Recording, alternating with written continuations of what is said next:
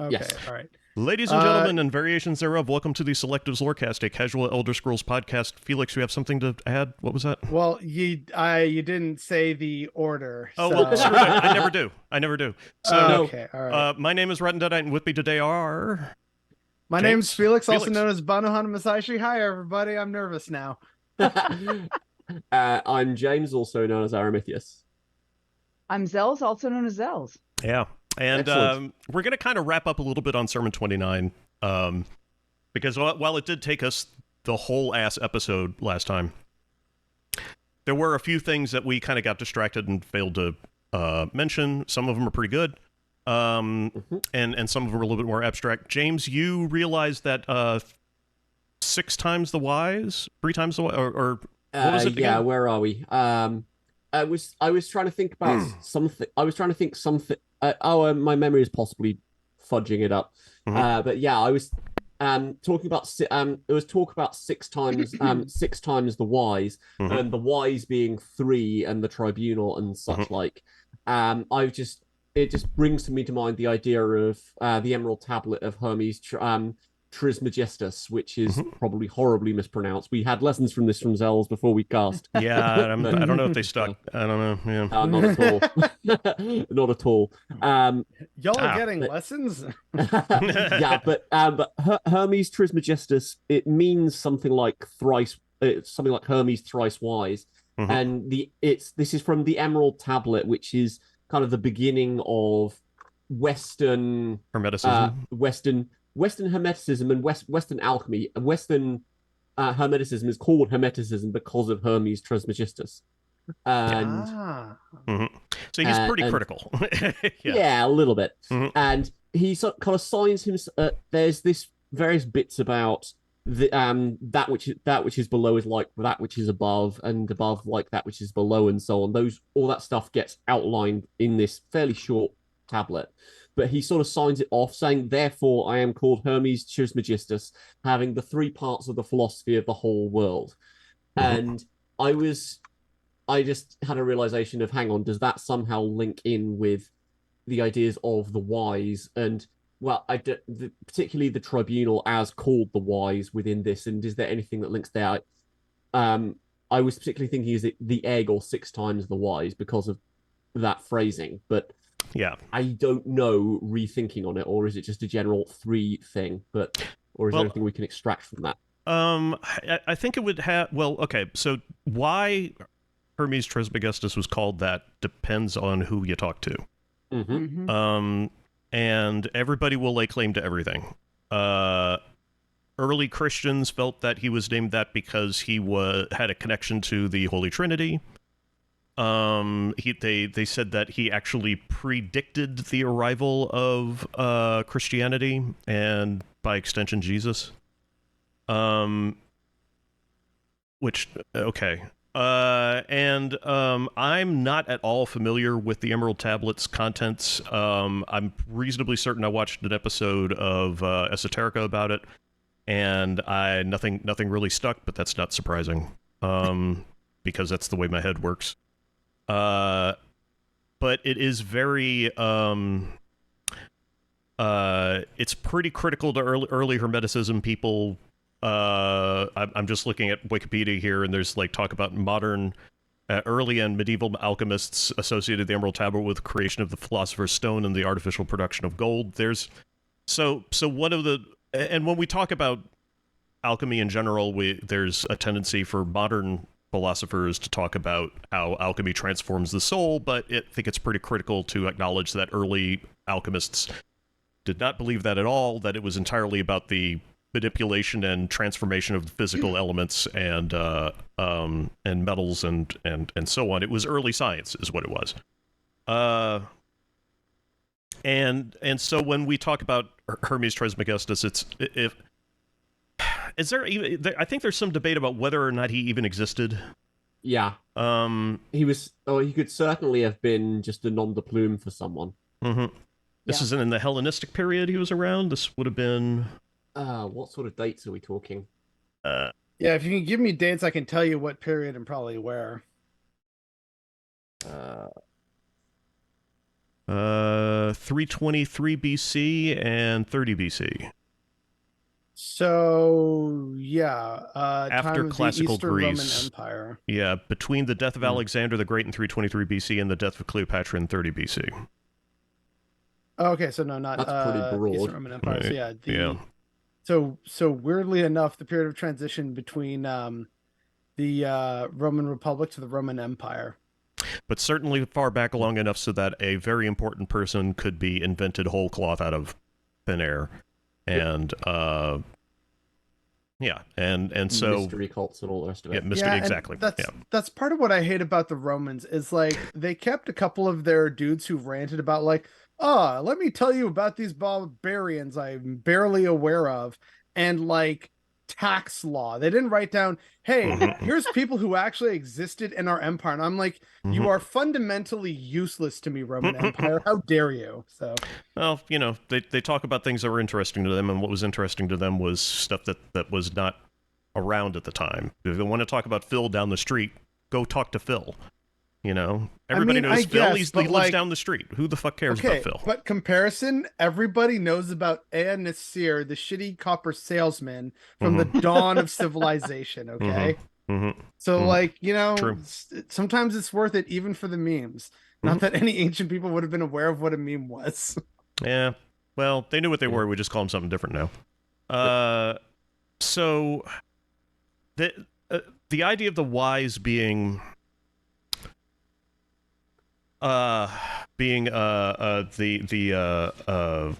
the organization of Almsevi is not. I don't think it's a leap to suggest that that's what's going on there, but I can't help but suspect that Hermes Trismegistus is. It feels right. It feels like the kind of, it like my gut tells me there's something there. So this is probably something that should be dug further into, and hopefully I will have the attention to give it, some. Oh well, okay. This doesn't help any that Hermetic philosophy rationalized and systemized the religious cult practices and offered the adept a means of personal ascension from the constraints of physical being. The latter tradition has led to the confusion of Hermeticism and Gnosticism, which was developing contemporaneously. So again, we have another connection to the spine of Elder Scrolls deep lore. Yes. The lore goes deep. Yes, it runneth deep. And I did also want to talk a little bit about why. I guess you could say like mechanically, in the mechanics of Elder Scrolls mysticism, why the creation of the captive sage revealed truths about Vivec's origin. I would suggest, and this is a whole lot of assumption that's about to happen here. There's a great deal of it's not scientific enough to call it deduction. It's scientific enough to call it guesswork. And hold on a second, I'm catching up with chat. Centuries after the original Corpus Hermeticum was, and so any claims that the Emerald Tablet was written by him are dubious. Oh, okay, that sounds about right. I'm willing to believe that. Yeah, that sounds about right. Imagine a historian trying to learn about our religions and finding this podcast. Their assumption would be that everybody is a scatterbrained idiot if they spend a lot of time listening to me talk. And so what I'm going to suggest is that I think we were onto something when we were talking about the captive sage being cut off from being in a state of sensory deprivation. But I think that Vivec's role in creating the void in which the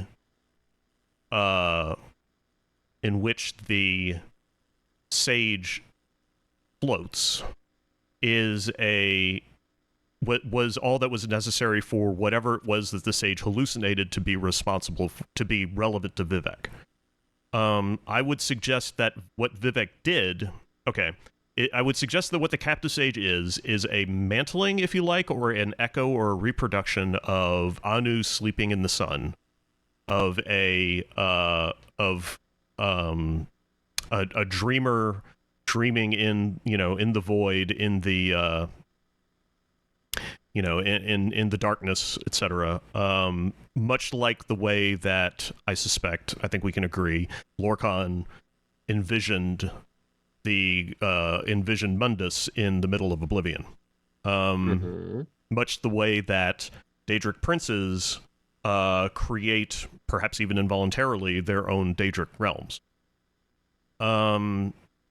I would say that what Vivec did was Vivec created a machine, if you will, a magical device, out of a person and the remains of a demon. And that was enough sort of, if you want, mystical juice to, enough magicka, enough of the right kind of things to create an environment, to create a machine, basically, for revealing a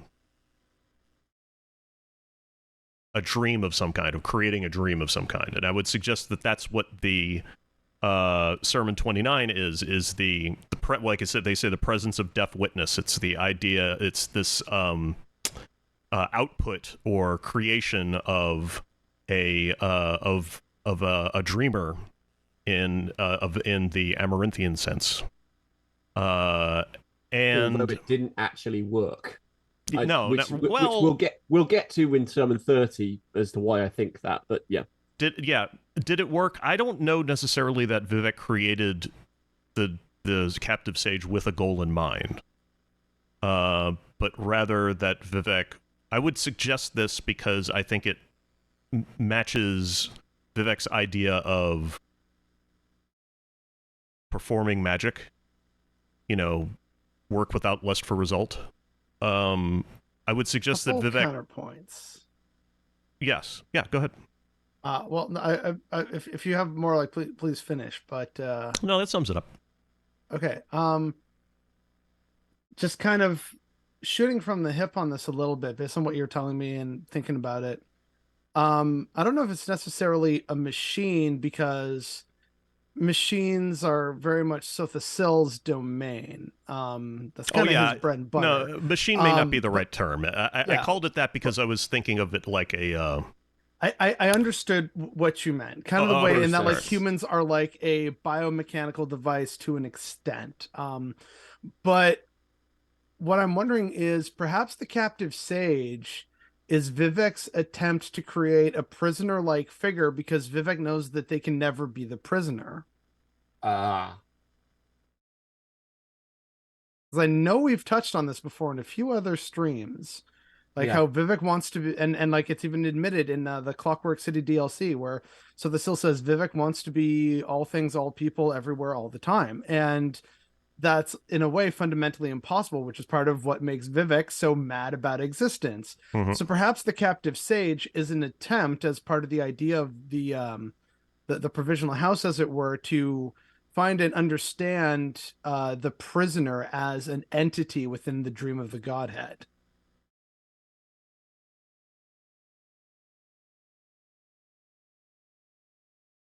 And if you have dead air on your bingo, you can definitely mark it. Yeah. It's okay. Yeah. Because like, again, I'm shooting from the hip on this. I think you're hitting pretty close to something. I'll say this. The part of the reason why I'm sitting here in silence is also because I just remembered that when we were doing the Amaranth hunt way back on the official forums, the captive sage was one of the first candidates we tried to mash into the square peg round hole kind of thing.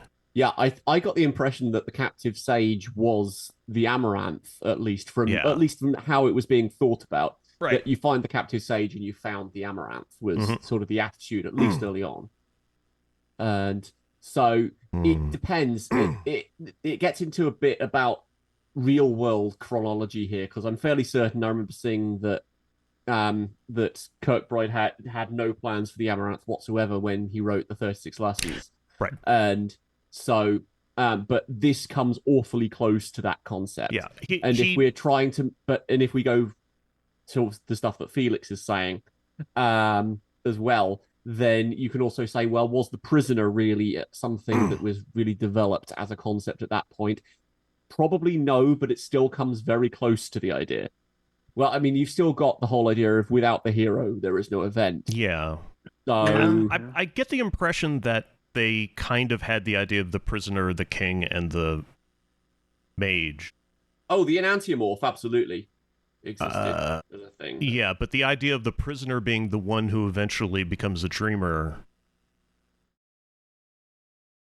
Well, okay, to also bring it back to Kirkbride, because Lord knows we love doing that on this podcast. Yep. Remember how I think it was you, Chris, who had said that Kirkbride kind of loves the stuff where sometimes something sort of makes sense that I hadn't even thought about, and they kind of views that as a kind of magic. What if this is kind of in that same vein of like, oh, hey, yeah, that actually totally makes sense. That's just magic right there, baby. Yeah, one of the things that I like the most about referencing real-world mysticism in a fictional setting is that you don't have to say much about it. You can say something like, you can invent a completely homebrew setting, you know, and then say something about, you know, he who becomes rejected by society finds himself alone in a desert. And somebody can take that and then start making all kinds of connections and so on, because the symbolism is so heavily commented on by other, you know, by other mystical things and philosophy and such. And you can become a you can just throw that out there, and then suddenly other stuff that you did not intentionally write with, you know, or that you wrote with one intention or no intention at all, suddenly becomes relevant and deep, you know.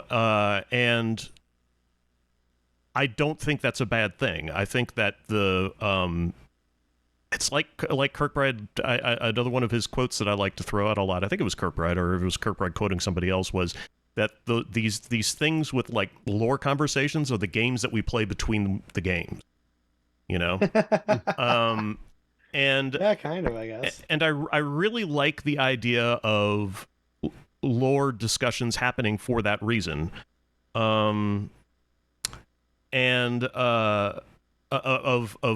of screwing around with exploring, you know, half-written ideas and underdeveloped thoughts, and then chasing at them, pulling out the strings, seeing where they lead. And then when the next game comes out, you find out that you were wrong, or they put out something that's contradictory, or they put out something that works with what you were thinking, and then that's very rewarding. And yeah, and so it can go all over the place. And I think that this is one of those. I think that that the 36 lessons of Vivec in general are one of those things where we get a lot of that, like on a per page basis. There's a bunch, and I think it's one of the reasons why this podcast can exist, is because of writing like this. Oh my god, and because of indigestion. Jesus Christ. You okay there, buddy? I'm burping into a microphone. It's always nice. It's not rude at all. Well, you're telling an interesting color, quite apart hey, from remember, else. it's casual here, so don't worry about it. I'm gaming so hard right now. Gaming the shit out of this right now. Yeah, the trick there is that you actually find something that's so deep in inverted commas, so to speak, that it starts to make riffs and unintended connections within itself, Yes. or maybe even intended connections within itself. I think back to the Tolkien Legendarium as kind of the example for this, because there are little throwaway comments that get made in the Lord of the Rings that are referencing to short stories that Tolkien wrote that never get published, or that never got published until Christopher started going through his dad's paperwork. And so it's sort of riff on itself and give itself that depth, because it's being self-referential in a way that also feels other referential, rather than just saying, oh, this is just Judaism dressed up in elfish clothing. Well, yeah, you know, That's Which Oi, is- Gavalt. don't tell Veloth that. Yeah. Yeah, Hey, well, what a mensch. Okay. yeah, Yeah. and that, and then you get to things like Redguard, their history and their heroes, which is just basically 2 bits of Japanese history smashed Yeah. together. Yeah. But, And I mean, I try really hard not to poop on that. Like Felix knows what I'm talking about. Where like I like the 5 rings and all that stuff. Where I just sort of go, okay. Yeah, I'm like, okay, all right. just it's the Book of Circles. Like, Yeah, it's the Yeah. it's yeah, no, sorry, like, yeah, the Book of Circles is just Miyamoto Musashi's The Book of Five Rings. Like, it's, yeah. everyone's all super about, like, swords. Randic Torn's Sword Hunt. I'm like, Hideyoshi, is that you? Like, Yeah. And yeah, I appreciate that, but the reason why I don't hate it in the case of like Redguard lore, for example, is that they take that and then they mash it in with a whole bunch of Middle Eastern philosophy and a bunch of and culture and a lot of Asian, like Chinese culture and like all these other a little bit of Hinduism and a little bit of the Redguard adventures very much gave us more of a Caribbean flavor as kind well, of, exactly. which I love as someone with some Caribbean heritage. And it's and that's why I don't mind so much is that sure they're borrowing, but they're borrowing from a cliche. They're borrowing cliches, but they're borrowing cliches from a lot of different places, and that kind of makes it feel it's like they're stealing, but they're stealing a lot.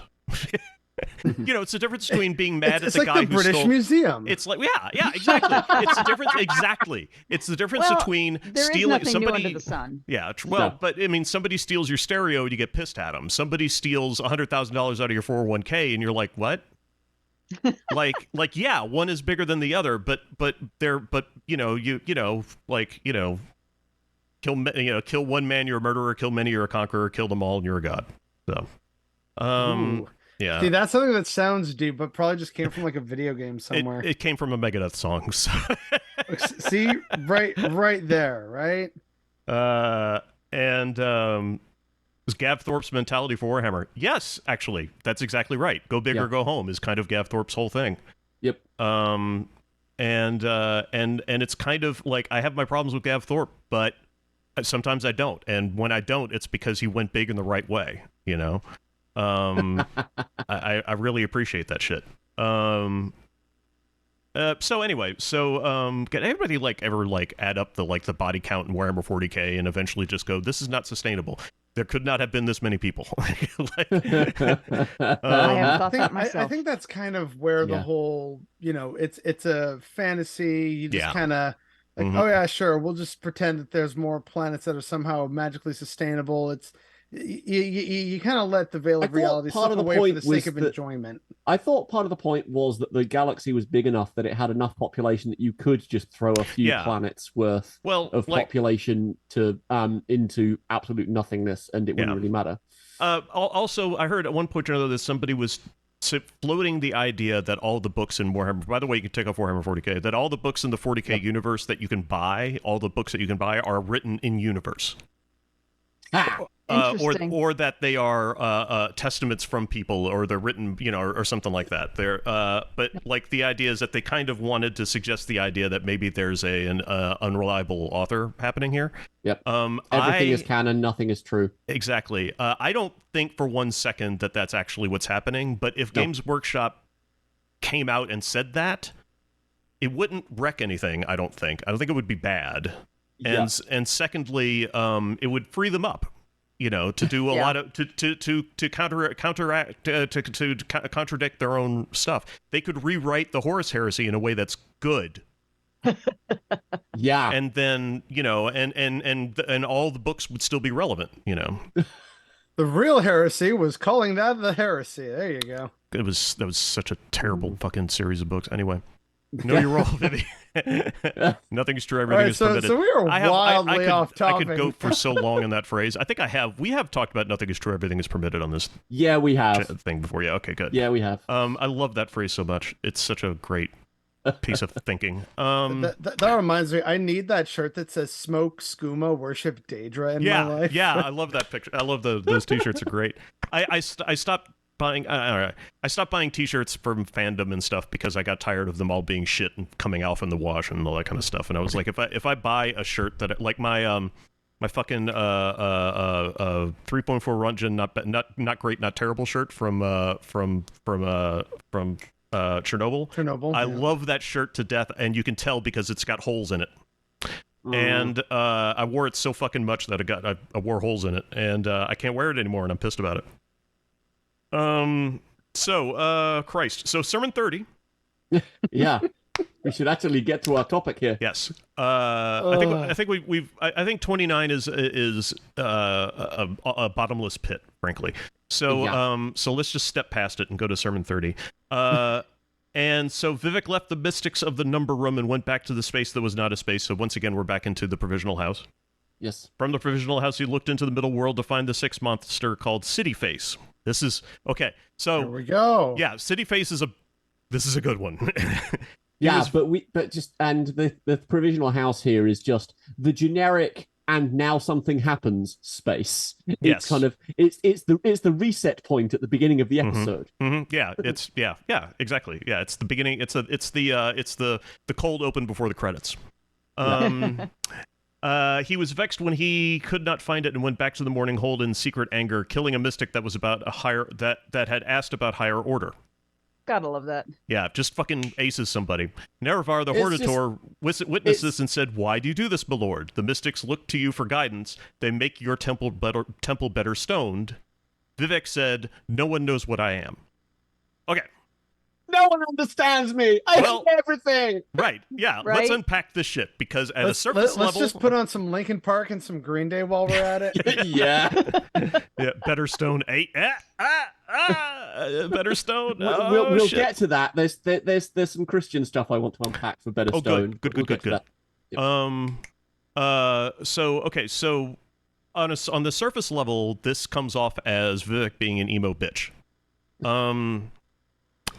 Because he is. I don't think that's an incorrect interpretation. Yeah, I also think of it as kind of Vivec has failed at what Z is doing, and so it's anger at that specifically, because whatever they were trying to do with the number room has not worked, and so it's anger at a failure. Yeah, absolutely. Oh, Blartoast, thanks for the Prime subscription. Thanks for the Bezos bucks. We appreciate it. Everybody check your Prime subs if you haven't yet. We'd love to see it. We're just drowning in septims over here. Well, if you don't spend your Prime subs here, spend them somewhere, because the more people exploit that, the less money Bezos gets, and that's terrific. Keep that dude out of space, for Christ's sake. Doing my best, buddy. Yeah.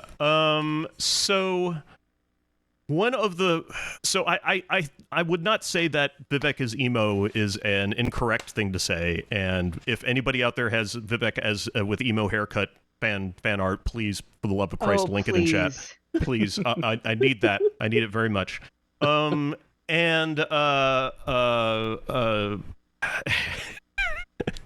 damn, Vivec with a Linkin Park t-shirt. Come on. Oh my god. All these things. And so one of the correct, well, there's no correct, but one valid way of interpreting that is that he's just being pissy. But one thing that I find interesting about this is the line after it is, the Hortator nodded and went back to his study. So the Hortator apparently either just goes, and just goes back to reading stuff, or the Hortator's detected a hidden wisdom here, and I think that might be what is going on here. I do think that Vivec kills that mystic out of anger and frustration, because it comes in the same sentence. But Vivec's line, "No one knows what I am," is I don't necessarily think that it's entirely relevant to Vivec murdering somebody out of frustration.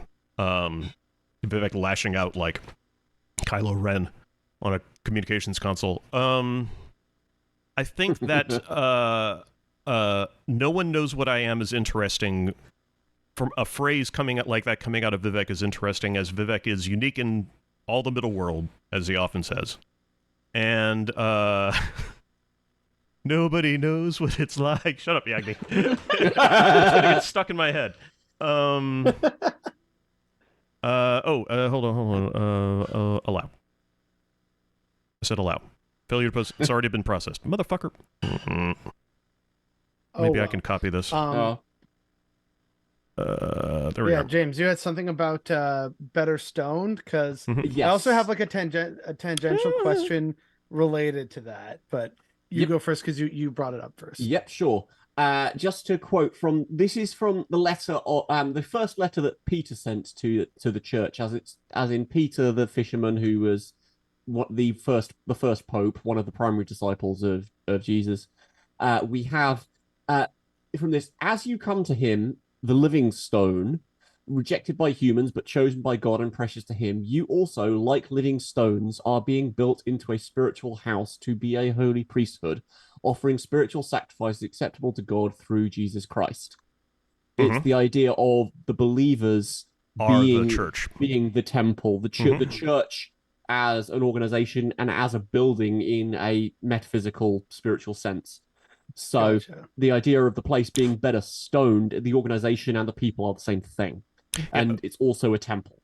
Felix in chat beat me to it. Nobody, including me, knows these answers.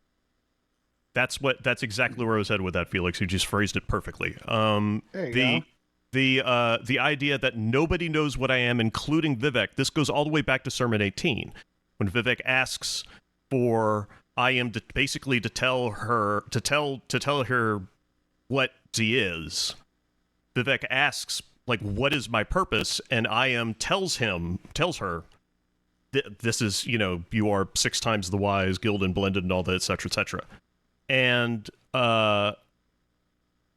that basically is Vivec's moment of going, oh, okay, so I am doesn't, really have an answer either.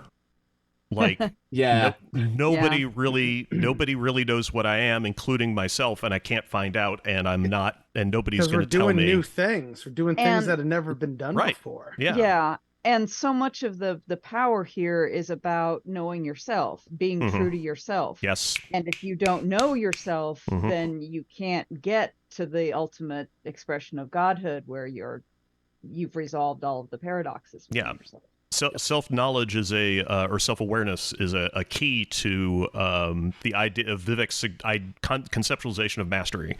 So that you are able to be both opposites, Sathasil and Amalexia, and yet still contain your self-awareness is related to the idea of becoming one with the universe in a state of Chim, and then still retaining your self-identity. And yet, despite the fact that Vivec is able to do this, it doesn't mean that Vivec understands herself. Right. Or that anybody does. And to riff off what James just said about the stones being the people and the people being the stones, we're looking for city face, which is ultimately an expression of culture. And so he's sort of dismissing this mystic who is the stones of the church. At the same time, he can't find city face. He's not seeing either one of them for what they truly are. And that's, as well as not being able to see himself. That's super relevant considering what city face and the grabbers suggest later in the sermon. That's extremely okay, man, I'm going to try and keep that in my head, but I can tell that's something I'm going to have to chew on for a while. All right. The idea of the city and culture being related, and that Vivec can't see both of them, or any of them, will then relate to the promise of the Sige. Egg, image, man, God, city, state. Oh, right. Because then the crossover from city to state is about the difference between a cluster of civilization and the civilization itself, the culture itself.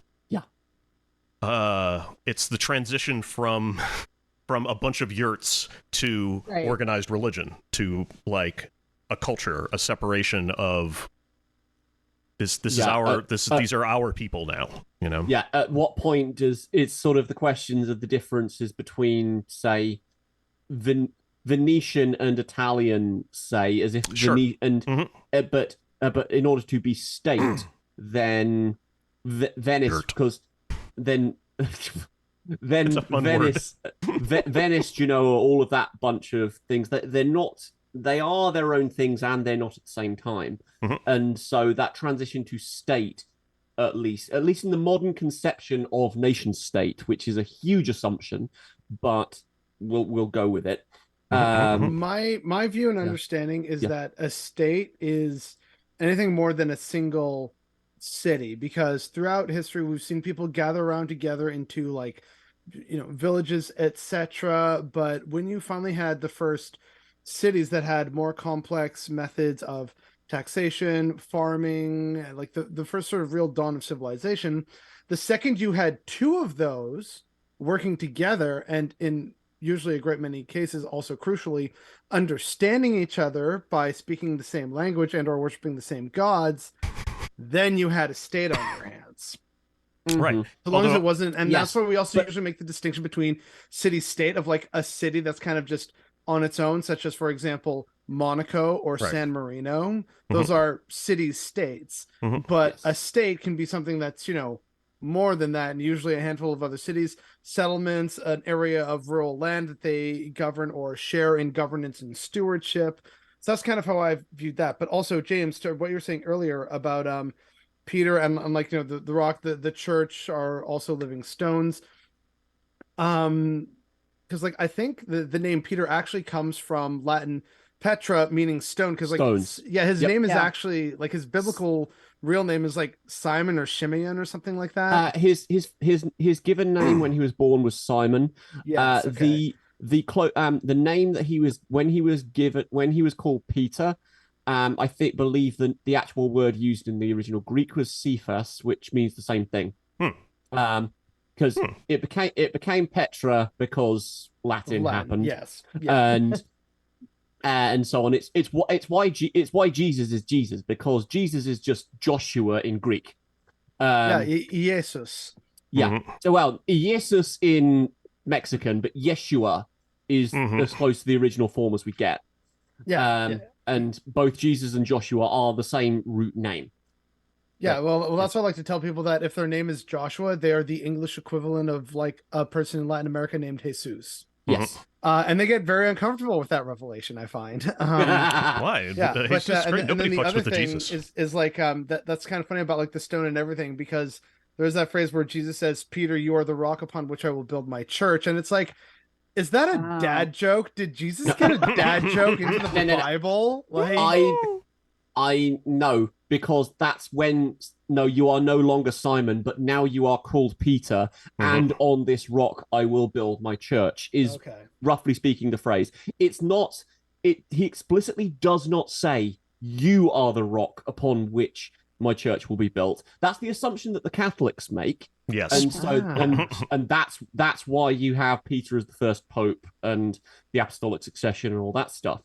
Uh, Generally speak, I don't know how much Martin Luther disagreed with this explicitly, but you speak to modern Protestants, and there's a whole host of possible alternative things for what that could have been, and disagreements that Peter is not the rock that Jesus is talking to at that point. I mean, yeah, just look at the Eastern Orthodox Church. They're still salty as hell about the first schism. So, Yeah, the way it's phrased, it could be that the rock that they're talking about is the revelation that Jesus is the Messiah. It could be that because that's right after the point that Peter says, "You are the Christ," and so it could just be upon this rock, upon this revelation that I am the Christ, is what the church will be built on. It could be that it could be Peter himself. It could be a number of other things that are probably a bit too semantic for me to remember right this second. in short, theology is Yeah. complicated. Yeah. Yeah. Well, it's hard to base a religion off of a bunch of shit nobody remembers what they said. Yeah. So let's see. I'm gonna try now. So the idea In of fairness, I can't remember anything that L. Ron Hubbard ever said, but I read a book by L. Ron Hubbard once. you poor soul. Was it good? No, it was atrocious. It was really poor. It was very, very bad. Anyway, okay, wait, let's see here. Yeah, Sermon 30, the first Vivek just like casually killed someone. Nobody Yes. knows who I am. Mhm. That's where we were. Yeah. And the If we're Hortator looking- nodding, is the Hortator agreeing that no one knows who Vivek is? Is it just an kind of nod, or is it a yes, no one does know who you are? It depends on what kind of mood I'm in. I usually interpret it as the Hortator just going, "All right, I'm sorry I asked." Yeah.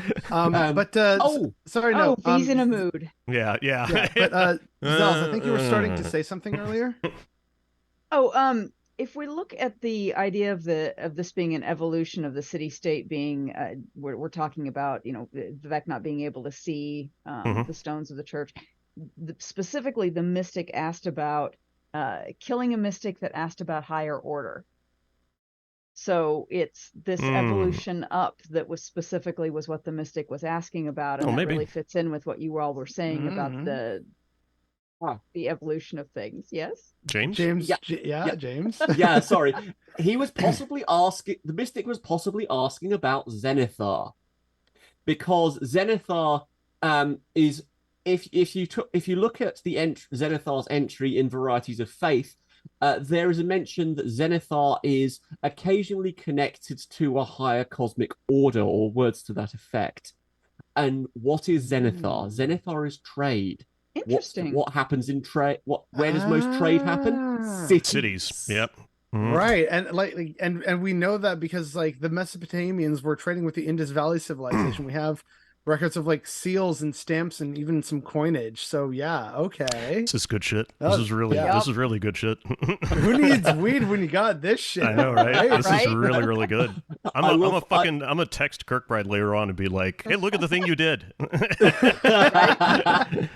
I'm just gonna find the quote, but it's because I want to actually get it straight, straight in my skull. All right. You have it now, or can I ask Chris a question? Go for it.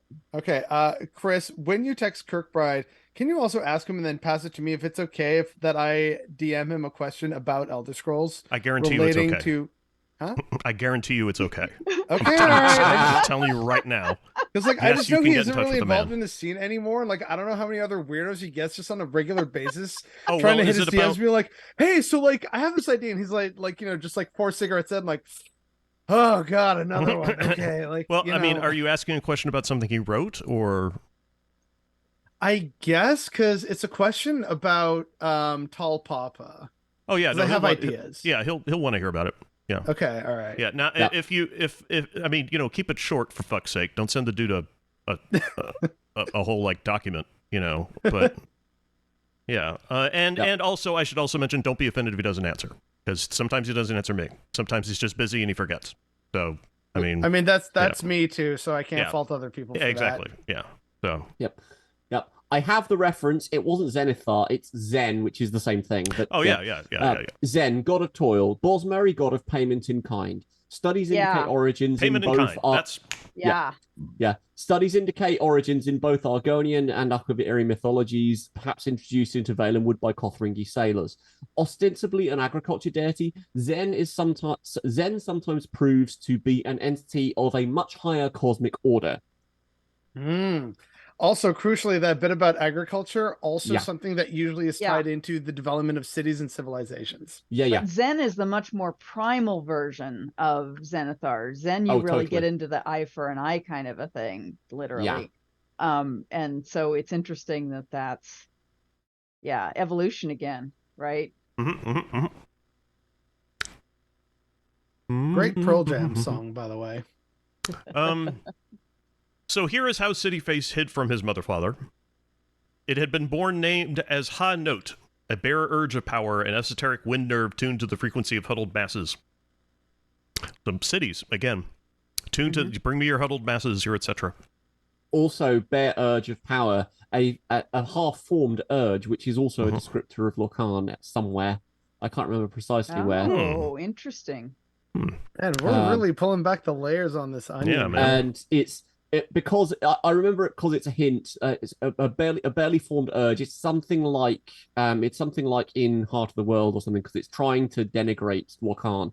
but if you take it far enough, it's kind of an urge that was barely there. I mean, you could even say it's half an urge, Like an intrusive thought. like a demi Ooh. urge, maybe.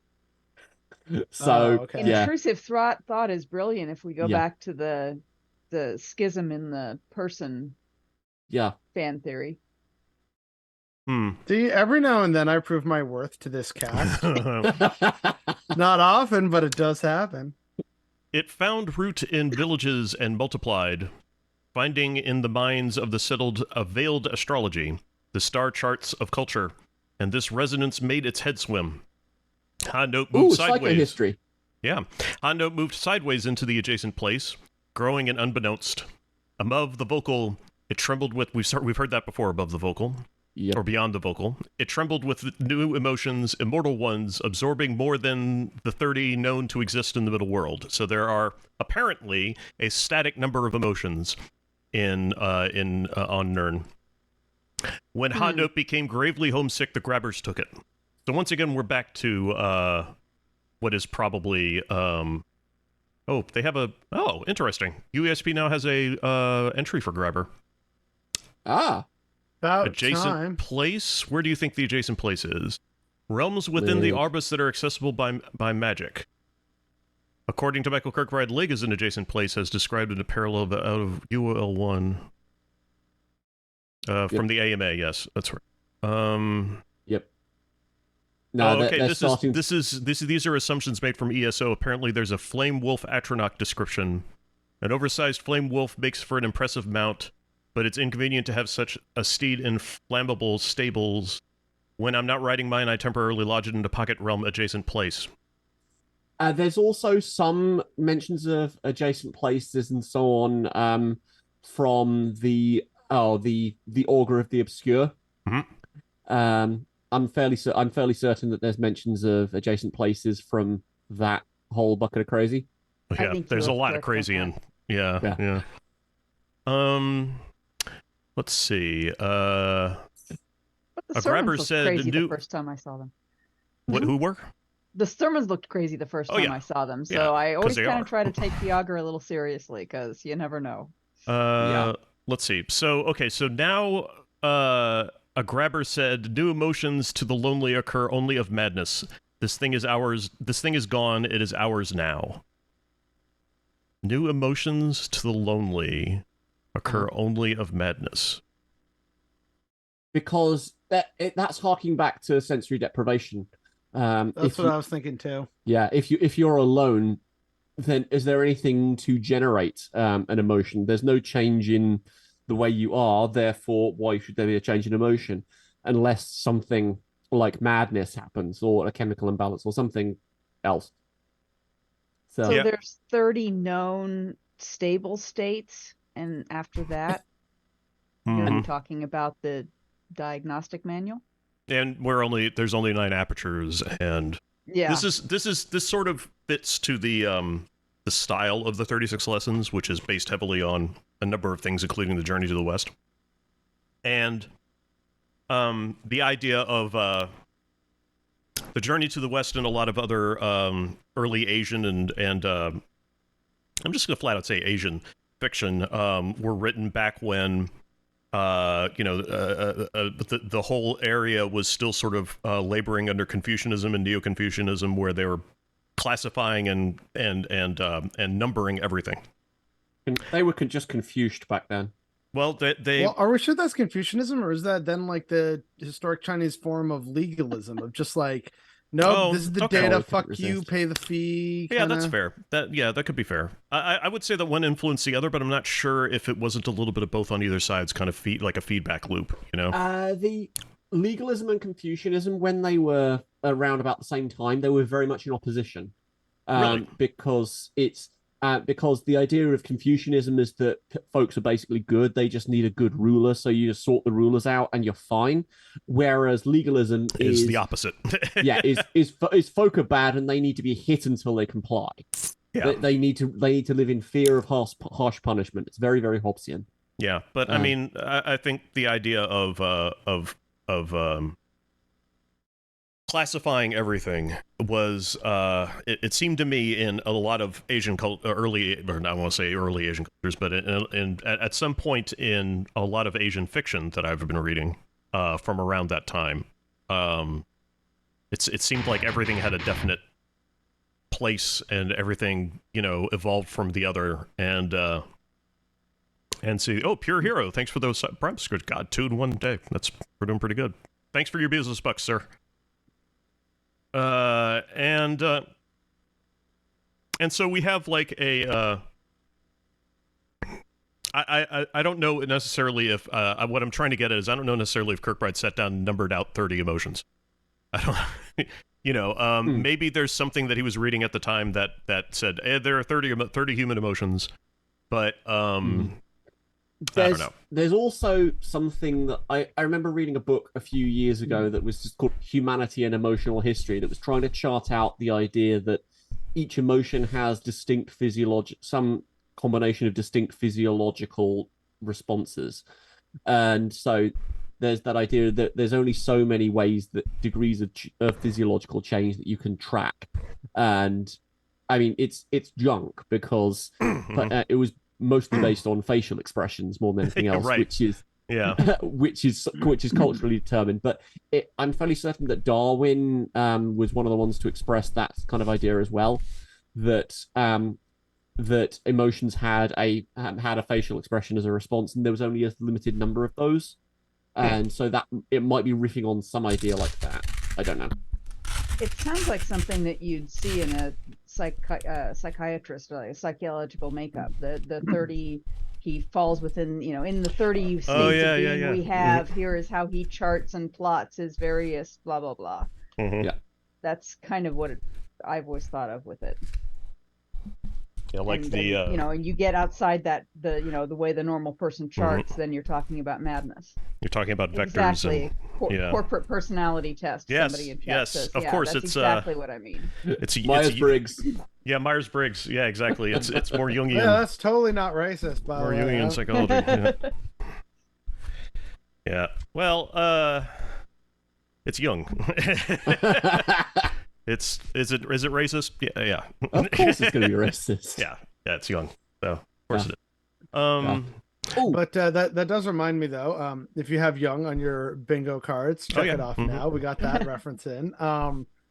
But also, Chris, a little point I would like to make as an addendum to Chinese writing and why certain things might feel a certain way and how stuff is already set up is China is one of the oldest continuing civilizations from like the earliest dawn of civilization. Not many groups can say that. So, dynastic collapse, civil war, a flourishing of art and culture, a collapse of art and culture.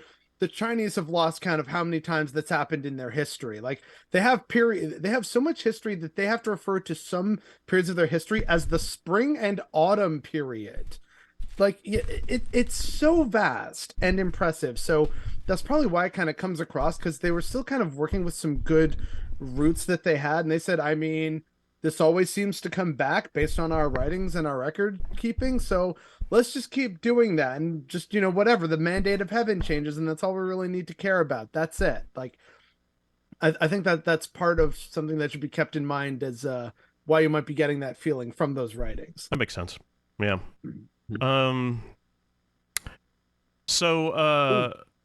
Yes. Oh, James? Yeah, I was going to say, before we move on too much, I just wanted to ask a general question about Harnote's name and a few of the other entities that we have in the sermons. It's just right. Harnote and Farnuit Hen particularly. Is that directly a Crowley riff? Or because that sort of naming scheme feels like it's trying to do something. Yeah. I suspect that it is, but I don't know if it's so when Crowley would name deities, he would hyphenate them because he was trying to address he was combining gods together basically. And he was finding nexuses of it's like he was taking those, what do you call it, the circle charts, and finding where they intersected, and then Venn diagram. Venn diagrams, yeah. But he apparently was basing this off of a practice that the Egyptians had, where they would create these hybrid gods out of parts of other gods that they enjoyed, that they felt were relevant, and then they would pray to this new organization of entities, of pieces, and a dichotomy fetish. All right, and so it's very it's that's I think so. What I think is that Kirkbride was sort of referencing that style of proudly naming things. I don't think that Fa Nuit Hen is a hybrid of 3 Daedra that were independently realized by Kirkbride or somebody else. I just think that that's the name that he created. Please tell me. Oh, what? When we were cooking up the high school stereotypes, high school Daedra. Yeah. It's the it's the high school episode of Evangelion. So when Dibella was the head cheerleader, etc. Yeah. Oh my God! I saw Alexia's panties and she was so embarrassed.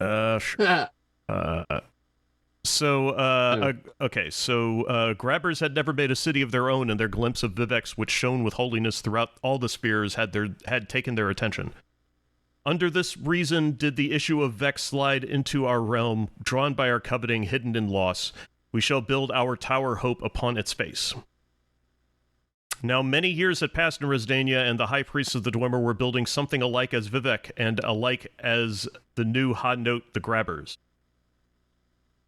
Yep. Yeah. The whole idea of we shall build our tower upon this face, upon this rock I will build my church. We are getting direct references to all of that stuff at this point. Yeah. But hang on, I was trying to track. All connected. Yeah. But I'm just trying to work out what are they? They're building our tower hope upon which face? Upon the face of the reason, or upon the face of Vivec? I'm just trying to tease out the grammar. They're building it upon Ha-Note's face. Okay. Yeah, the issue of Beck. Yeah. The Hortator was engaged with an army of theirs and had become too brave, talking foolish words, and Nerevar helped destroy them with the help of the orphaned legion of Iam. When he went to give trophy to Vivec, he saw his lord under attack by the city face. The monster was saying this: Here we are to replace your city, Vec and Vec. We are from the place of the more than known emotions, and our citizenry has died from it. So again, they're talking about 30 plus, like over 30 emotions. Oh, and sorry, just seeing it laid out like that, talking about known emotions, or emotions known. What about motions known, etc.? Is there some link? Is there some explicit link to Fa Nuit, or some link to Fa Nuit Hen that we can make here? The multiplier of motions known, etc. Or is that just me playing around with my words too much? I don't know. I like it. Yeah. I don't know. I just feel like there's the way it's phrased feels like there could be, but I'm not sure quite what to make of it. I'm not sure where it gets us. Yeah. Yeah, fair enough. Yeah.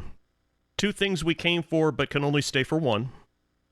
Either we ask you to correct our error of culture, or merely take yours by dint of force. The second is easiest, we think. Well, if you're not entirely sure what the hell that means, Vivec will explain. But he will add, sighed. You would replace my direction, he said. I am wary of this, though I wanted to kill you an age before. So, Vivec, when Vivec says you will replace my direction, what Vivec means is you're going to try to replace me and my city, which is what they're talking about doing. We are here to replace your city, Vec and Vec. And Vivec says, even though I've been wanting to kill you for some time now, I'm absolutely tired of this shit. Resdaynia has fallen ill, and I have no time for one more imaginary analogy of an unknown incident. Okay. One of my favorite lines yes. in the sermons. An imaginary analogy of an unknown incident. What incident are we talking about here?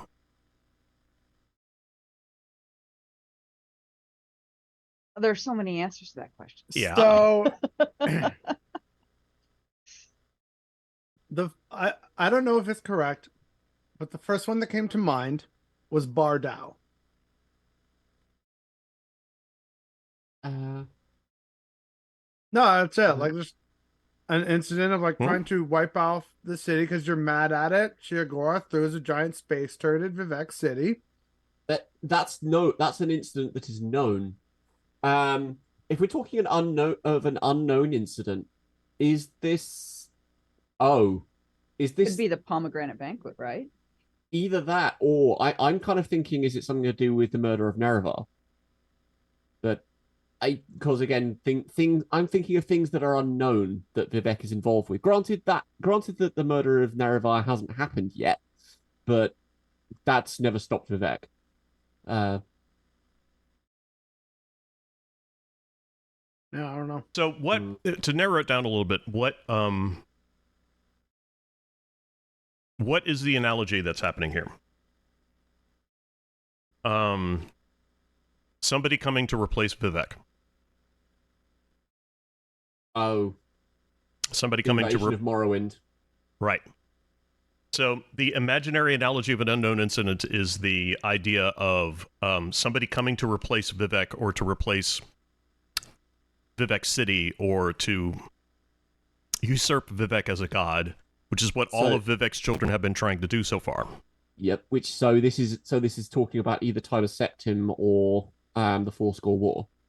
No, I think that this is like an imaginary analogy. I think is Vivec's way of saying this is what you think you're going to be able to do is to the imaginary incident is this idea that you've got in your head that this can be done, that Vivec can be replaced. And so you've come at me with, the unknown incident is that this an incident that has never happened, and you're just coming at me with another reproduction, an imaginary analogy, this idea of replacing me, which has never happened.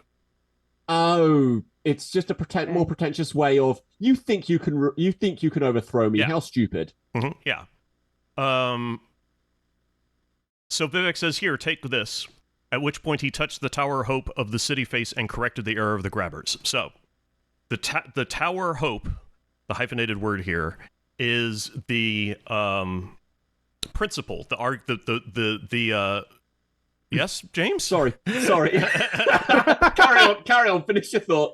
The tower is the principal axis upon which the grabbers have created this idea of theirs, of their culture, of their city, of their existence, it's the hope that they will be able to establish a plane of their own. As we've already established, the grabbers come from possibly Lig or just another adjacent place that does not technically exist. It's an imaginary plane. It does not have the realism that Mundus and that Nirn and especially that Vivec and Vivec City have. And that makes them jealous, and that's why they've been grabbing parts of reality to bring into theirs, because they want to have that same reality that Vivec and the people of Mundus enjoy. Yes, James.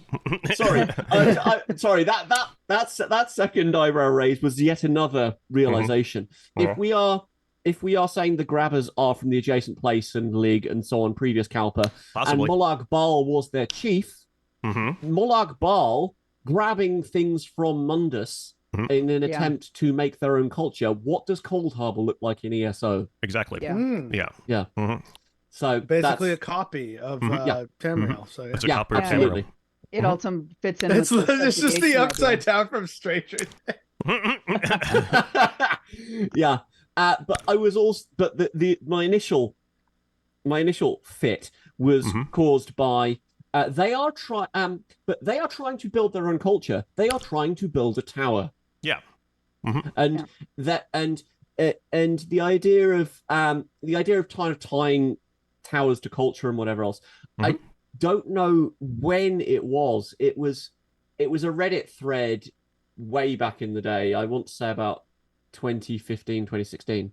But it was basically working out that what if towers aren't actually are connected to the cultures that make them, in essence, that the fate of the culture is tied to the fate of the towers. And because you look at whenever a stone is destroyed or whatever, then the affected cultures are absolutely obliterated. And when you look at what the aliens are doing in ESO, they're trying to reestablish themselves by building their own towers. And this is what the grabbers are doing. By what happened when when Alessia took over the White Gold Tower and the entirety of Cyrodiil changed from a jungle to a verdant forest. Yeah. Towers Although are that the didn't arbiters happen in of culture. Alessia's time. That happened in Tyra Septim's time. Okay. Yeah. Fair. Yeah. The towers are the arbiters of culture. The grabbers know this, and so they're building their own. Yeah. Okay. You know what? So, go ahead. Okay. Thank you. That does make a lot of sense. And then when we start thinking about that on a grander scale, about the adamantine tower and what it means for the dawn, and like if you think about all of existence and the gods as a culture, as it were, that does make a really weird amount of sense. That's some dope new lore. Which is really odd because Balfira does not really extend its culture anywhere.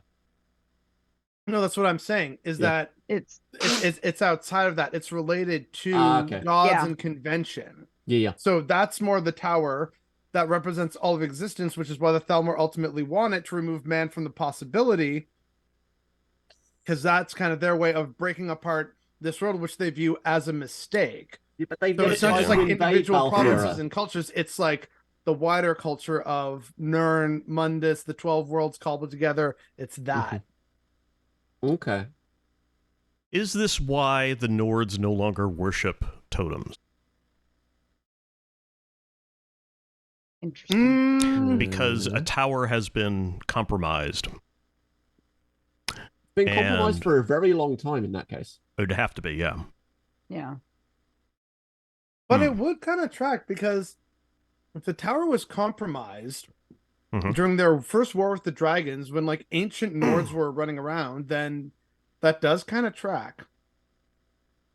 And it is sort of, you do get the impression that, I mean, there's not an awful lot of actual historical evidence for it, but just the vibe of Skyrim is that the place is just a barely contained civil war most of the time. Yeah. Gonna think about that some more too. So, I would like to go back just a bit. Yeah, go ahead. So I love everything that just came out, and I'm going to have to file all that away and think about it. But I have always interpreted this paragraph completely differently. So Vivec says you would replace my direction. That is, I'm headed this way. I have a plan. I'm working on a thing now, and and you want me to go back and I wanted to kill you before, but I've got a new to-do list. And Resden has fallen ill. After this point, the sermons start getting a lot more real. There's a lot more references to the war and things. So I think this is the point where Vivec, my interpretation is more meta. I think this is the point where Vivec is getting tired of his own conceit, his own joke. He has been telling these metaphor after metaphor after metaphor, trying to convey all of these layered messages and do all this thing, and now he really just gets to the end. And you're throwing me off my game here, because I really just wanted to.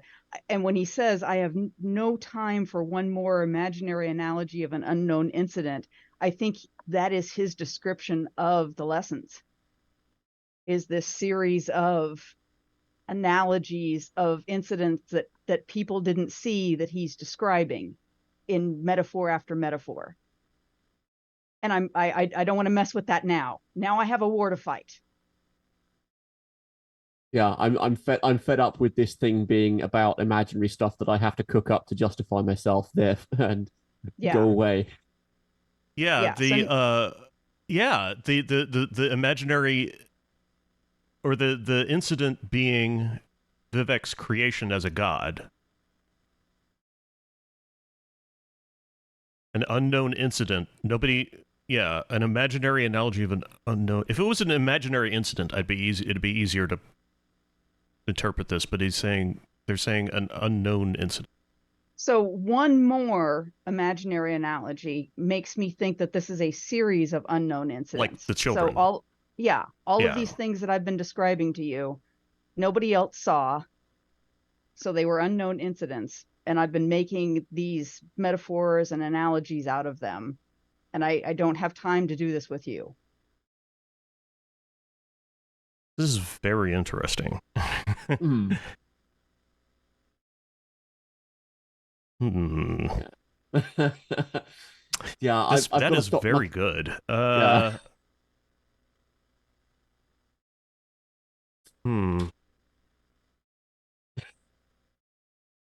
Has anyone gotten bingo yet? I was going to say all of the moments in this episode has just been yes. But I always liked that line because I really thought that it was him saying, I'm done with this. I'm done with telling all of these. I'm done with coming up with all of these metaphors. I'm just going to move on now. I'm going to go fight. I got shit to do. That's right.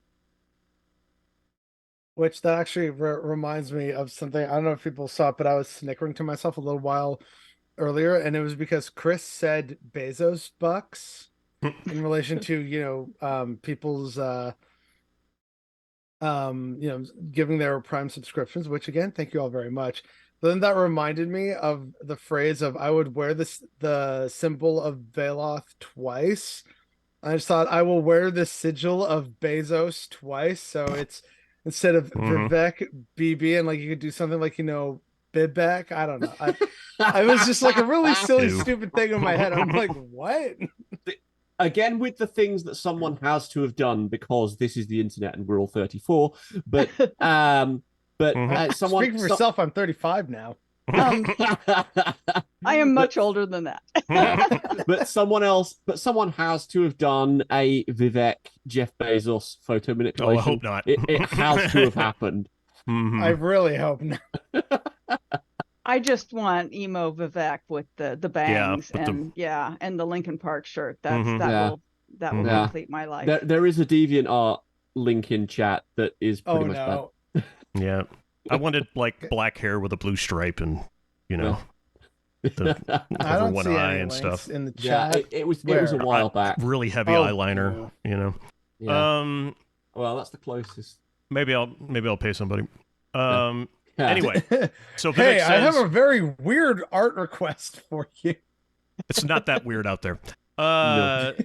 Anyway, so then Vivec says, and this, at which he stabbed the heart of City Face with the Ethos Knight, which is to say, RKI altitude I, the short blade of proper commerce. Zenithar again.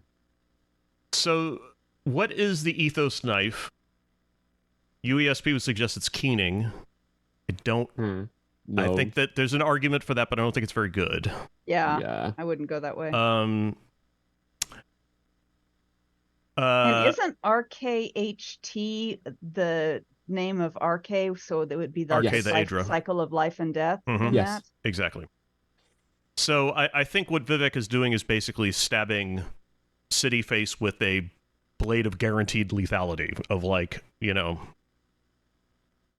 So the short blade of proper commerce is the proper commerce being, the cycle of life and death. I would. Yeah, that's the best I've got. Okay, so let me do you one better then. All right. What, generally speaking, results in the deaths of cities and civilizations?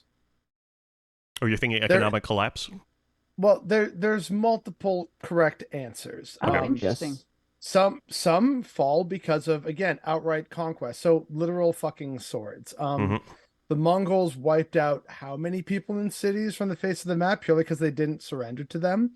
At the same time, you have people like the ancient Mesopotamians and Babylonians, where because of their own societal pressures and not wanting to change things, they couldn't keep up with the demands of their farming, and they didn't adapt to like what we now consider as modern farming techniques, such as crop rotation and letting fields sit fallow. They were like, no, we can't do that because that's going to make too many people too mad, as we know from all the goddamn clay tablets. It really feels like people in ancient Mesopotamia were just really pissed off and told weird jokes about dogs in bars, but and wrote them all down.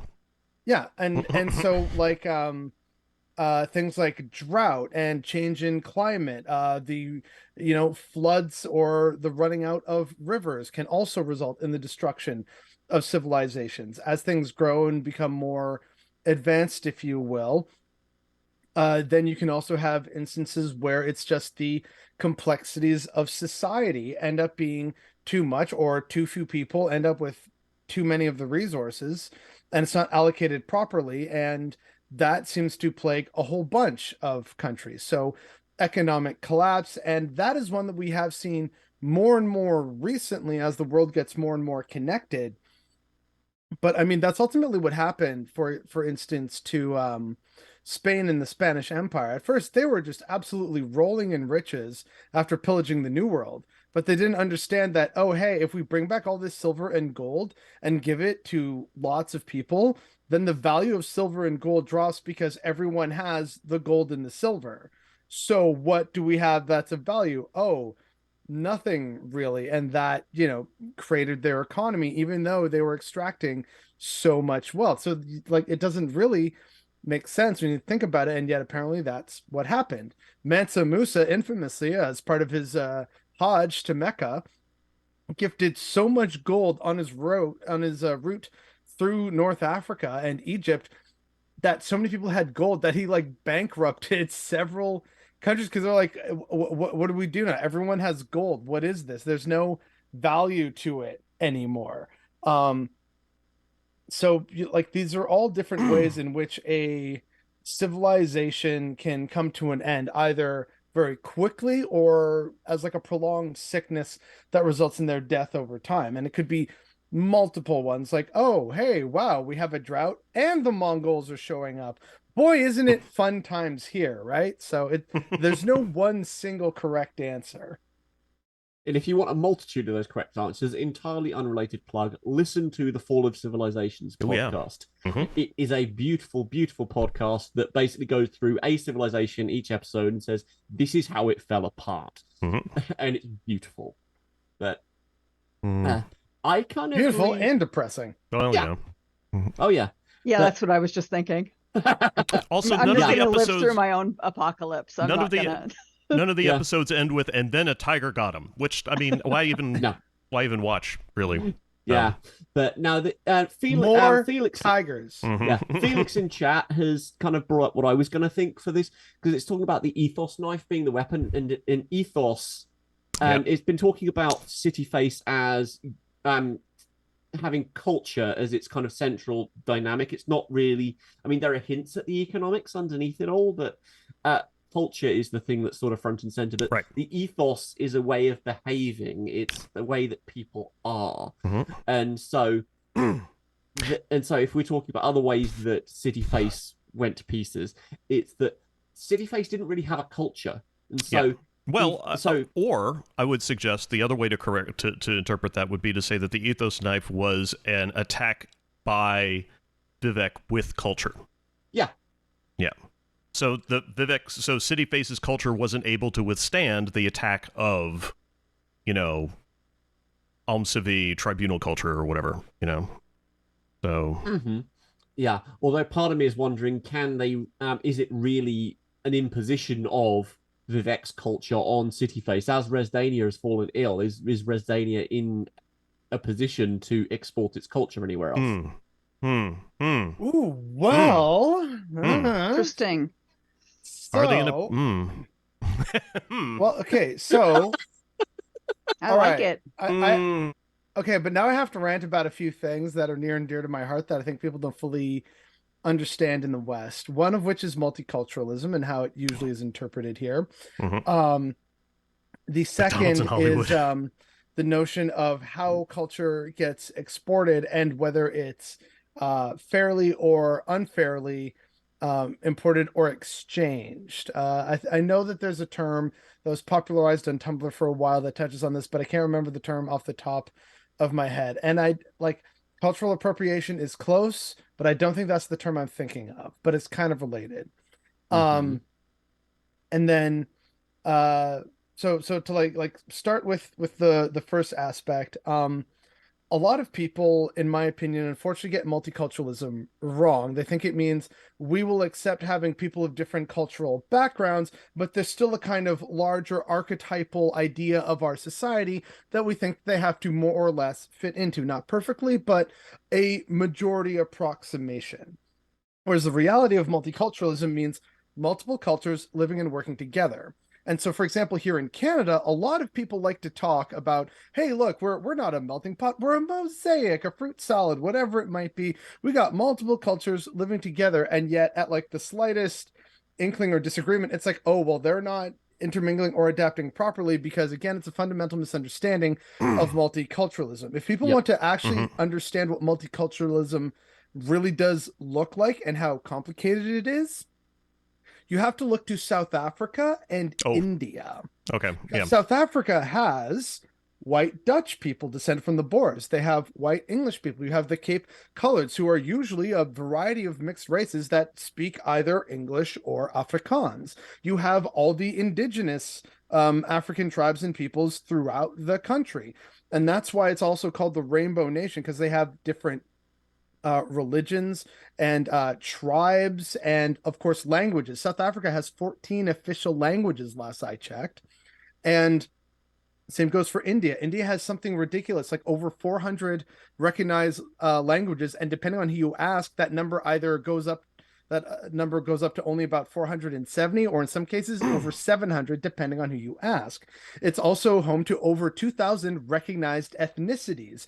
India is the home of 4 different major religions, and it's also home to over 2 million Muslims and several million Christians. And these have like long centuries, long histories in India. So, you know, these are multiple cultures and tribes, all, and like, you know, different ethnicities and languages, all kind of trying to make that nation state work, but those are all different cultures within it. So the idea of Indian really can't just be, you know, you and your friends when you went to Delhi, Agra, and Jaipur. India is so much more than that. And likewise, if you only ever went to, say, Mumbai or to Calcutta, then that's still only a fraction of what India fully is.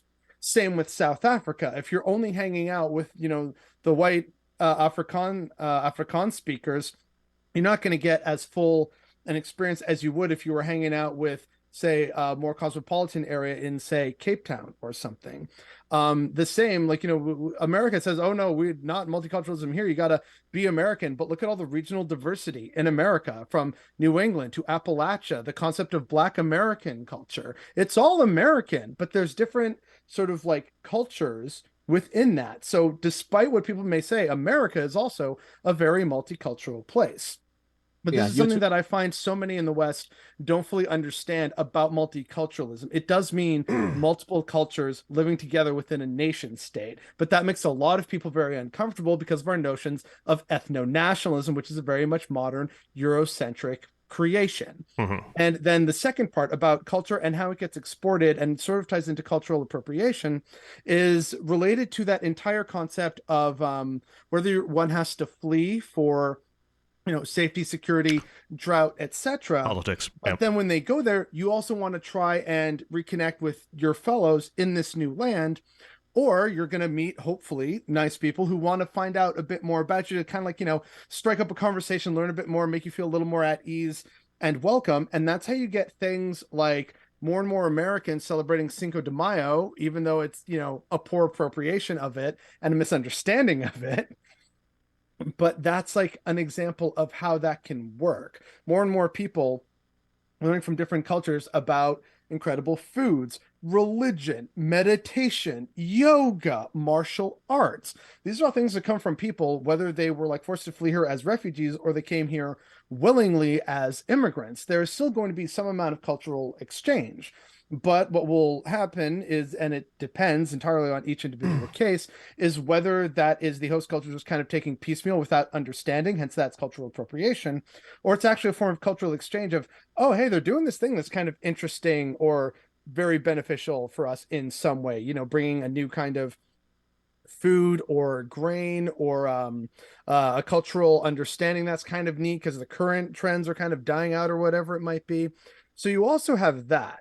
And then the third thing that, is kind of relevant for me as a Canadian is sometimes a country and its reach in terms of culture and media is so vast that you can't even really fight against it. So, like, yeah, hi, Chris. Yeah. Because like America. so much, Looking because at a you, lot of us Americans. speak English, right? But Yeah. except for Quebec, and they're salty about that. And I mean, fair enough. I understand my sympathies to Quebec, land of a good chunk of my ancestors. But because Canada also speaks English, so much of American media just kind of gets absorbed here. And so Yep. anything that's in, I shouldn't say indigenous because we actually have indigenous people, but anything that a Canadian's focus, like a Canadian focused organization will want to try or do is either going to get lost in the sauce and not stand out, or it's going to have to be funded by the state, which, because we also just have a much smaller population, is not going to be as big or impactful. And so people say, well, why do this? Because we know the production value is going to be lower when we can just watch an even more entertaining and, bigger, more blockbuster style, whatever it is, movie, TV show, podcast. That's why, again, also because of this and how we're seeing more and more, writings in America, the concept of Canadian English is also very quickly disappearing. Like, Yep. even when I was in high school, a teacher said, I don't care if you write in American English or Canadian English, so long as you're consistent. That's what they were looking for. So, if these somebody notions, right, of like, how culture works and how it can be destroyed, imported, whether forcefully or not, aggressively so, peacefully so, by no actual intent on their own, there are many ways in which this works. So there's my screed. Well, Yeah. somebody in The chat worst. pointed out that it is actually happening a bit in Britain, and it's something that reminded me Oh, yeah. of something that somebody said once about Scotland when I was there, which is that if you're a successful Scot, you're British. But if you're unsuccessful, you're Scottish. Yes. And it's a little bit like it is here in America with Canadians. When Canadians come down to America and make it big in Hollywood, suddenly they're Americans. Yeah. Nobody really even understands that they're Canadian anymore. Like there are bands that come down from Canada, actors, etc., that are all Canadian, that are making it big in America, and they go overseas, and everybody's like, so, you live in Los Angeles, what's it like in America? And it's like, yeah, but I'm Canadian, and that doesn't, like it takes people a little while to figure that out. I mean, the accent doesn't help. I mean, No, it doesn't. but it's not as bad as I mean- Ireland or Scotland. I mean, the only distinguishing word as far as I can figure out, is about. But No, that's not really. It's like the overwhelming majority of Canadians sound American to me. Like, Yeah. you Because like they we just functionally are. Like, Oh, yeah. Whether you want to be or not, I guess. Yeah. yeah. But this is why I'm considering starting a campaign where we all actually start talking, because like there's different regional dialects and accents in Canada, but there's one that's pretty much like very much on death's door, like it's functionally dead. It's called Ottawa Valley Twang, and it's fascinating because it sounds Irish but with Canadianisms. So instead of horses, So you it's apologize a lot? horses. It's Irish, but you apologize a lot. Yeah, like there's that, like, yeah, oh, sorry, and a lot of but like the rest of their speech will literally sound like they're from like Western Ireland, not even joking. Interesting. Yeah, I'll have to dig around. Can you get me like a name for that dialect? it's just called Ottawa Valley Twang. But yeah, it's a thing that happens throughout. Whenever you have kind of a shared language, then the dominant one will just flatten everything else. I'm sure I remember hearing a study somewhere that because EastEnders is so prevalent over here, they were having EastEnders is a soap opera based in the East End of London. They were actually picking up among among the younger generation bits of London slang and accent in Glasgow. Ooh. Oh, that's not going to That can't make the make 'em SNP happy. happy. No. Yeah, and so you were getting that's a bad move.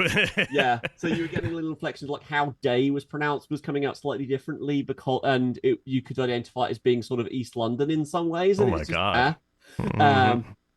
But yeah, and then you get to oddities like me that I have absolutely nothing of my regional accent, and if I start sinking into that at all, then it's going to be an interesting exercise in whether you can understand me or not. Yeah, you shared us that like link about from the actual regional dialect, and that was just fascinating, but also mildly concerning. Yeah, I'm like, yes, like this I don't is hear that English, at all. but it's hard. Yeah, right there, bar.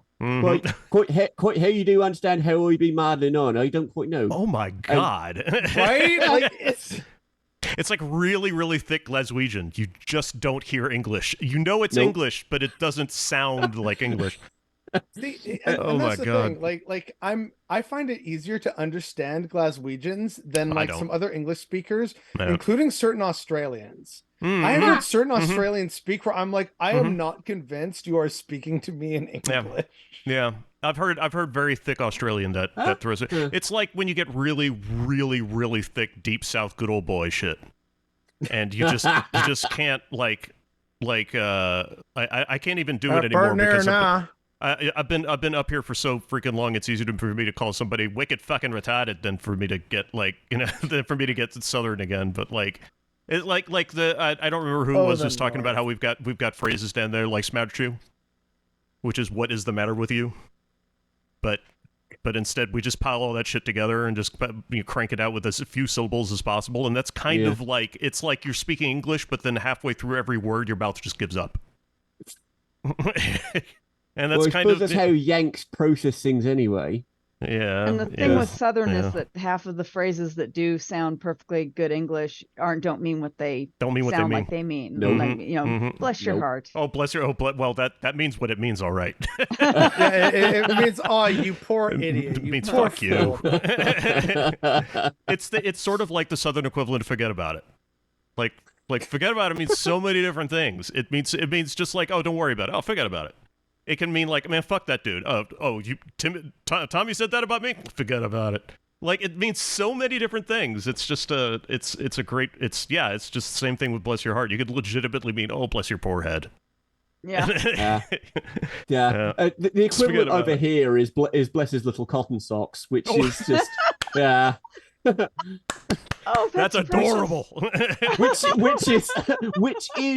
is actually I was actually in a cathedral where they actually had the origin of that phrase. It was something like, I don't know, it was some bishop or other died, and they were sent, and it was some mission that they got sent on. The process they were going through was kind of blessing the clothes and stuff as they were sent out. Yeah. And it's like, he's gone, who will bless our cotton socks? Yeah, but yeah, if you the kind of the condescending R isn't that cute is bless his little cotton socks. Yeah. Well, anyway, I mean, we've rattled right off of Sermon 30, but that's okay. We're but in a way, it's kind of related to like culture and everything. Like, and humanity is fascinating. Yeah. Felix, I think the words you were looking for earlier was a kind of assimilation versus integration and how those two differ. Oh, okay. I think that's right. All right. It's like I know cultural appropriation. I'm like, that's not what I'm. That's not quite it. No. Yeah, I was about to say cultural appropriation, but I could tell that wasn't what you were talking about. Yeah, because you can have someone because assimilating a culture is just things getting exported and everyone suddenly, as it's been said in chat, just kind of wearing jeans and drinking Pepsi, and that's those kind of artifacts of a culture just becoming prevalent. Whereas integrating is becoming a part of a culture and contributing to melting pot versus salad culture. Bowl. Yeah, it's difference between gumbo and a soup. As an example that I didn't really get until relatively recently was what on earth an American meant when they started talking, or what on earth a New Yorker meant when they talked about Italian bread. I mean, you're talking about you're talking about bread made in America. Why on earth is this? You're talking about bread made in Italy, and then it's just like, no, that's just bread made in Italy. We're talking about specific things made in a particular way by particular families of Italian immigrants in into New York, and what that means on a cultural level. Yeah, so like Montreal style bagels up here. Yeah. Great. Or in on a personal note, in New Orleans, you have French bread, which is a staple. We eat it like rice. We eat it with like fucking everything. It doesn't matter what you ordered in New Orleans. If you order any lunch or dinner, you will get a side of French bread. And if you don't, then where the fuck are you eating? Get out of there. But the thing about French bread is everybody in New Orleans, every native New Orleans person has a very, very serious opinion about French bread. And if you bring them out of Louisiana, God help you, and bring them to a place that serves what they call po' boys, somebody from New Orleans is going to be like, well, I mean, the fish is good, but the bread ain't right. I mean, this ain't the right kind of bread. And it's like, there's something about bread that's made in New Orleans about French bread specifically, it's made in New Orleans that has a quality that I think it has something to do with the humidity or the incredible abundance of mold. No, okay. Filtered swamp water, that's why. Yeah, right? Or something, like microorganisms are involved in some way. But like there's something about New Orleans French bread. First off, it's almost always made in Vietnamese bakeries. That's not that is definitely relevant. But yeah, good starter. Yeah, could be. Like I don't know what or how much butter they use or something. Like French bread from New Orleans has like a crust that will shatter into a million pieces and break apart in your mouth and make you bleed. But then the inside of it, if it's done right, it's like an eggshell almost. It's like it's very thin but like brutal. And then the inside of it is like soft like a fucking cloud. But you can still like, you can still like spread some mayo on it or something and, get a good muffalata or whatever. But it's like, so like I'm just trying to say that like, I get where you're coming from with there. There's something about, it ain't done right unless it's done by beating some blood. Yeah, a little bit, Baka, a little bit. It's a very it's a regional thing, and you can tell when you're not getting the right stuff. And it's impossible to get anywhere else. I'm still frustrated that I can't get a decent po' boy here in Boston. So. That's unfortunate. Yeah. And fascinating to know. But now I have a question for that. Does that mean like French bread also comes with yucca main? That's a good question. I don't know. I don't remember. I'm just now really confused about what French bread even means, frankly. You should be. It's actually a very difficult thing to define. I've found because you go out and you get banh mi, Vietnamese sandwiches. Yep, those are delicious. If you get it in New Orleans, it's made with French bread. If you get it anywhere else, it's made with a different kind of bread that ain't French bread. But I'll be goddamn if it ain't close. And it's baguette? Really no, it's hard to explain exactly. It's and for me, French bread and baguette are exactly the same thing. I've had no. All right, anyway, let's wrap this shit up.